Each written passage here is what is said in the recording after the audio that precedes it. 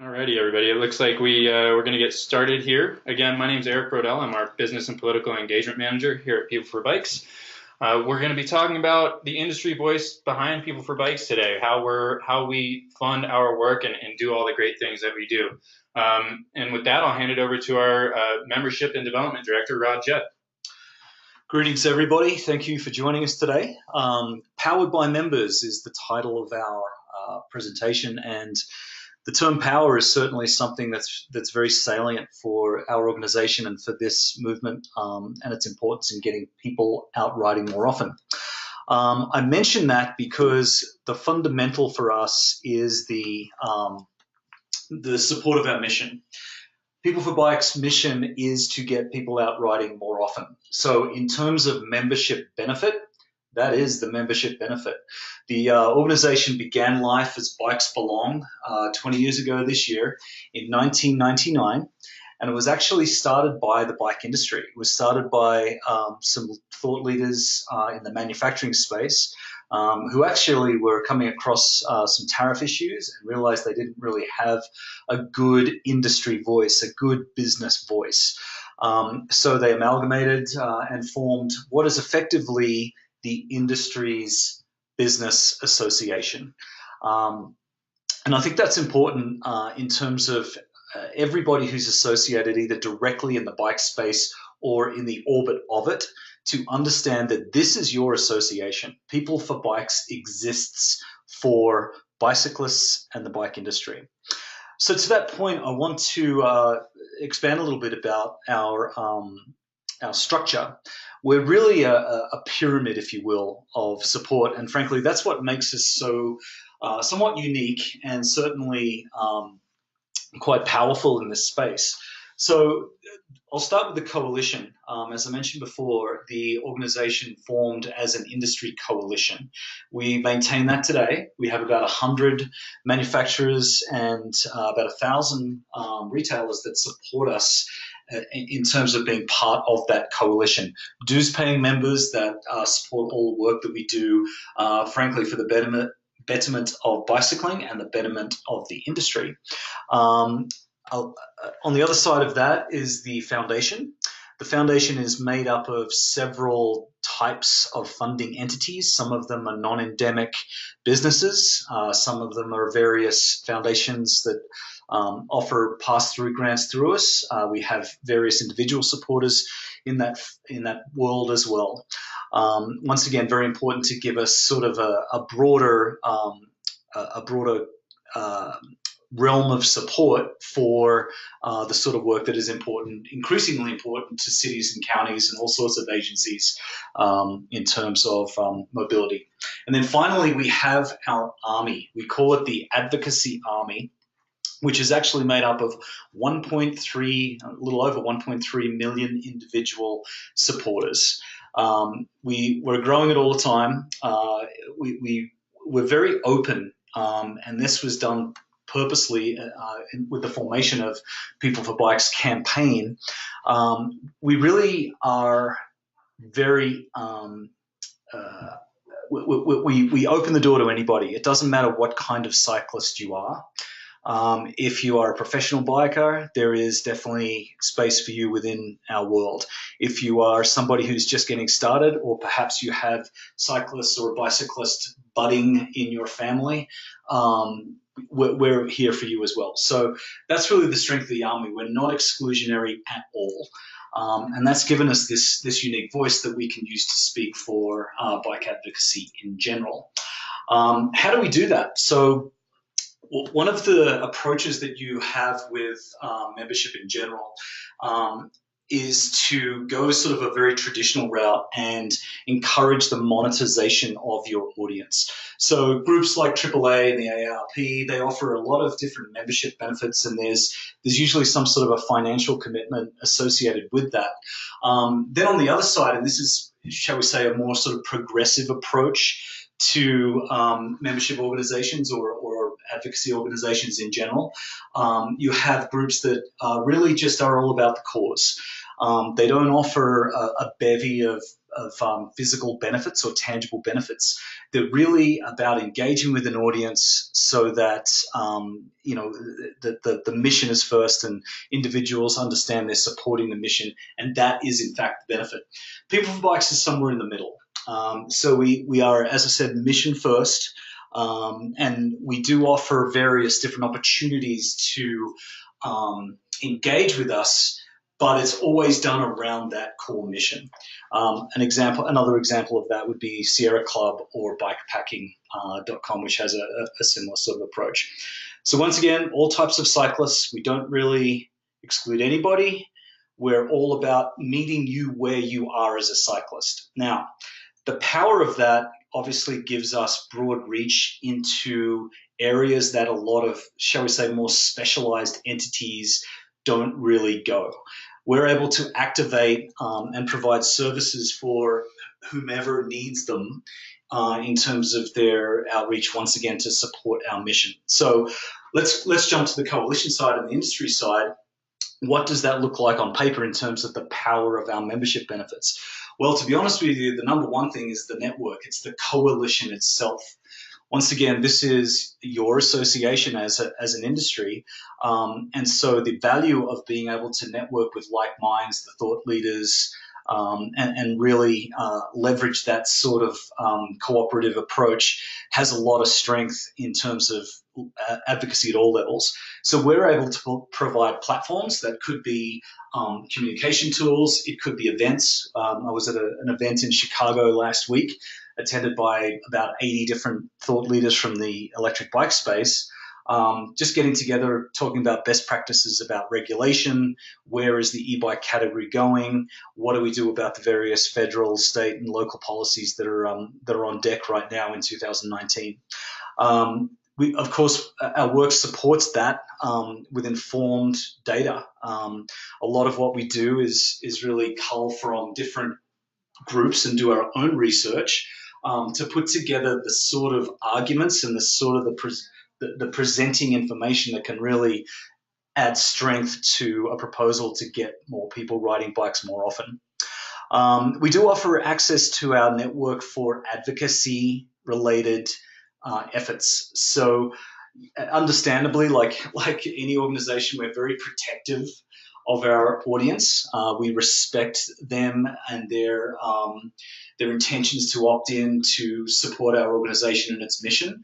But from time to time, we will certainly inform them and leverage them to let them know that there are issues that pertain to their bicycling community that are available for them to act on. So what that means is lobbying. We often will send out an alert saying, hey, a bike path is about to close in your town. Please write your congressperson or attend this event or lobby in the way that you see fit. So it's really an educational tool as well. So, and then on top of that, there are many different tools that we use to just generally support biking. You know, we are largely in this because it is a fun, healthy, positive thing for the world. And of course, you know, that's a good story to tell. And our marketing team is certainly very mindful of that. We put together some good things to encourage people to get on a bike and enjoy the recreation of it. So some of our successes over the years, the slide gives you an idea of some of the boots on the ground work that we've done over the years. There's also the actual infrastructure funding and the actual infrastructure creation side of it, which is tens of thousands of miles of bike paths and natural surface trails and bike parks, you name it. We work with many of the other industry partners that play in this space, International Mountain Bicycling Association, NICA. We all work together on various things that work towards our mission. So definitely, once again, not an exclusionary approach. We are 100% about the big tent of bicycling. And I think that's a very important thing for everybody, not just the industry and associates to understand. Some of the examples of some of the work that we're deep in right now. There is an incredible interest in bicycling on the non-endemic city planning mobility side of things right now. So some of these programs you'll see, and they're all readily accessible on our website, such as Places for Bikes, The Big Jump, which was really shall we say, an incentive to get projects fast-tracked at various cities around the country. Those are all in play right now. We have a city rating system that we're actually extending into Canada to really give cities and counties an idea of where they sit in terms of their suitability for bicycling programs. And of course, as I mentioned before, the e-bike regulation is a very, very hot topic at the moment, simply because of the growth of the category in the country right now. This year, we have a goal of standardizing regulations for e-bikes in 19 states. There are currently 13 with bills on the table right now. And what we're really looking to do is paint that whole map green so that no matter where you go in the United States, there is a standard for use of type 1, 2, and 3 e-bikes. So one of our big initiatives, and I like to call it sort of a tangible demonstration of what we do, is a program we're developing called RideSpot. Some of you may have heard of this. It is currently in beta testing with about 450 retailers right now, and it will be launched at Sea Otter, the Sea Otter Classic in Monterey in April.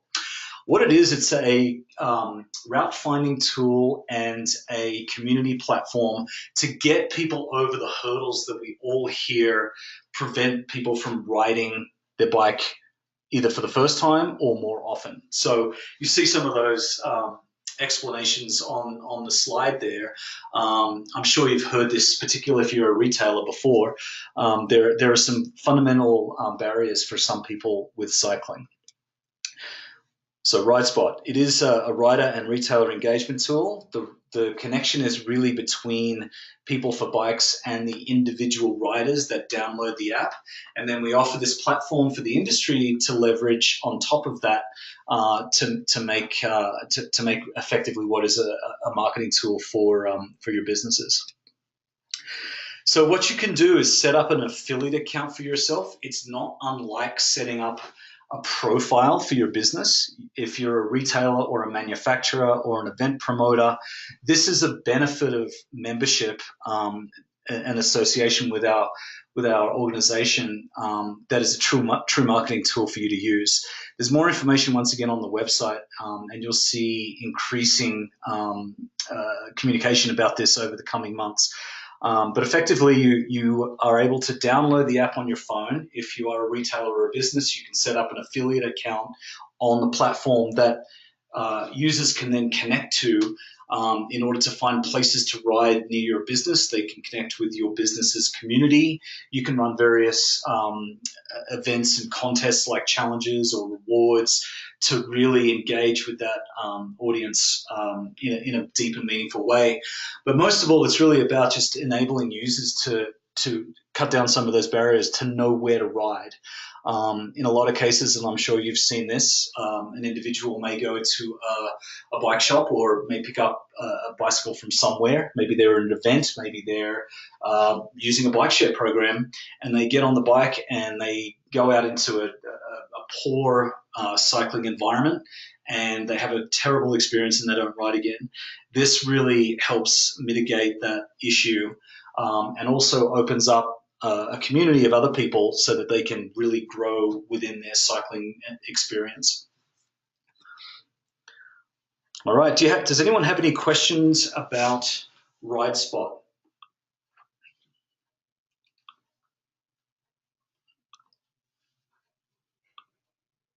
And if any of you do have questions, please do type those into the chat box here. And we have a couple that came through.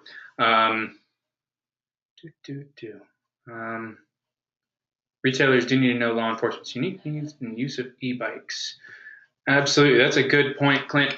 And Clint, we're going to actually connect you with our e-bike program specialist and director, actually, Morgan Lomley. She has been tirelessly working on connecting these laws through the states and making sure that there's a level playing field. to work on for those e-bikes. So we will definitely bring that towards Morgan and have her contact you, Clint. So thank you for that. I received another email question regarding local versus federal e-bike law and regulation. The short answer is it depends. The longer, sort of more general answer is typically the local law it takes precedence over the broader law. So a local government is more empowered to institute their own laws versus federal situations in some cases. Once again, I defer to the experts that we have on staff around this. And it is no exaggeration that Morgan Lomley and her team on the e-bike committee and on the e-bike campaign, which we run in conjunction with the BPSA, are not just national experts on this, they're the international authority. There's no question. The United States has different challenges to many places in the world simply because of the number of government agencies, and therefore we've become pretty knowledgeable and sophisticated in how all this pieces together. I had another question about how local groups can activate with People for Bikes. So around that, the first thing to know is that on the foundation side, there are, first of all, a lot of community grants and different tools that you can access to help fund and to help facilitate your programs at the local level. That can range from anything from, frankly, cold hard cash to educational support to lobbying support. There are many different avenues that we take to help facilitate the fulfillment of our mission at the local level. Here's another question that we got from our message right beforehand. What ways can we come together as a coalition to unite our voice as an industry and further promote bikes? That's a great question, and it's a very hot topic right now, as I mentioned, in sort of the broader mobility space. The one thing I would encourage everybody to pay attention to is the fact that the industry is changing, evolving to include a lot of what we would have considered to be non-endemic players. And you see this in your own cities and towns, I'm sure, with players from the automotive space coming into the bike share arena, and the interest of non-endemic entities in cycling events and cycling programs that aren't necessarily what we would consider the traditional racing or whatever it might be. Cities are really strapped right now for resources in terms of space. Autonomous vehicles do not solve that problem. Car share programs do not solve that problem either. So a lot of cities and towns are looking to cycling and bike share in particular, e-bike programs as solutions. So what I'm getting at is don't exclude folks just because they don't appear to be part of the industry, the traditional industry that we identified with. The other thing too, I think, is to really follow the process and the practice of being inclusionary. The reason for our power and our strength as an advocacy organization is because, as I said at the outset, we're not exclusionary. We definitely encourage the cyclists at all levels. And I think that definitely has power because it then takes on a sort of a viral approach and really starts to resonate with people who feel more comfortable, working amongst themselves and therefore being associated with our association. What other questions do we have for Rod here about People for Bikes in general, membership, how you can be more involved as an organization, anything? I will add something in terms of sort of the philosophy of organizations, because I understand that there are a number of local groups that are interested in this conversation. There's definitely been an evolution in the way that advocacy works. Years ago, it was very important for older generations and certain people to feel like they were part of something, that they were a member of an organization. And that is still true in some ways. There'll always be people who feel like they want to be a joiner, they want to belong. These days, and I think it's largely because of the development of technology and sort of the abundance of access we have to different causes and different things going on in the world, people are they're less interested in actual membership, and they're more interested in causes. So that's not to diminish the value of being a member of something, but it is to say that the cause is really the root of the reason to be associated with the organization. And for younger people in general, that's really what they're looking for. So the great example that everybody in this space really looks at is obviously Patagonia. A B Corp, which is basically a benefit-driven corporation that has an enviable following based on its cause. It's not necessarily about the gear, it's more about the messaging and the cause. So a lot of us in this space, in the development space, kind of take heed from those examples and put forward the idea of really presenting us as a brand of bicyclists, as an engagement, and you can do that through things like branding and having identity within your organization as being sort of the root of the cause, if that makes sense. All right, and barring any other questions, that is it for us today. So if you do have any other questions to send over to Rod, you can see his email right there. And my email is ericb@peopleforbikes.org. If you'd like to get involved in these webinars more, we'd love to have you. Please check out our webpage on peopleforbikes.org underneath our work. Thank you all for being here today, and don't hesitate to reach out.